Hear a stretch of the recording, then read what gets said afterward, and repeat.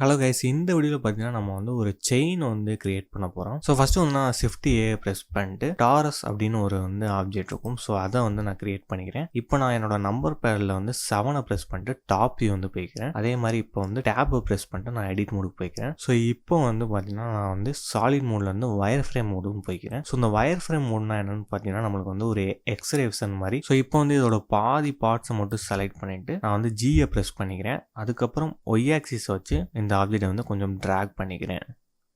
So இப்போ பார்த்தீங்கன்னா எனக்கு வந்து அந்த செயினோட லுக்கு வந்து கிடச்சிருக்கு. ஸோ இந்த செயினோட ஒரு பார்ட்டை மட்டும் நம்ம வந்து கிரியேட் பண்ணிடுறோம். ஸோ இதே மாதிரி நான் வந்து இன்னொரு ஆப்ஜெக்ட் வந்து கிரியேட் பண்ண போகிறேன். அதுக்கு மேலே நான் வந்து இந்த ஆப்ஜெக்டை ஃபுல்லாக செலக்ட் பண்ணிவிட்டு Shift Dயை ப்ரெஸ் பண்ணால் எனக்கு இந்த ஆப்ஜெக்ட் வந்து டூப்ளிகேட் ஆயிரும். ஸோ நான் இப்போ இந்த டூப்ளிகேட் ஆன ஆப்ஜெக்டை வந்து Gயை ப்ரெஸ் பண்ணி ஒய் ஆக்சிஸ் வழியாக வந்து மூவ் பண்ணிக்கிறேன். ஸோ இப்போ இந்த மூவ் பண்ண ஆப்ஜெக்டை வந்து நான் ஆரை ப்ரெஸ் பண்ணி ரொட்டேட் பண்ணிக்கிறேன். அதுவும் ஒய் ஆக்சிஸை வந்து பேஸ் பண்ணி நான் ரொட்டேட் பண்ணிக்கிறேன். ஸோ இப்போ பார்த்தீங்கன்னா நான் வந்து வயர் ஃப்ரேம் மோட்லேருந்து சாலிட் மோடுக்கு போயிடுவோம்.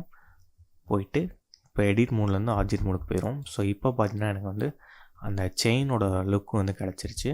ஸோ நான் இப்போ என்ன பண்ணுறேன்னா நான் மாடிஃபையர் போயிட்டு ஆட் மாடிஃபையர் கொடுத்து அராய் மாடிஃபையர் வந்து ஆட் பண்ணிக்கிறேன். ஸோ இதில் வந்து எக்ஸ் வேல்யூ வந்து 0ன்னு வந்து செட் பண்ணிக்கிறேன். நான் ஒய் வேல்யூ மட்டும் இப்போ இன்க்ரீஸ் பண்ணுறேன்.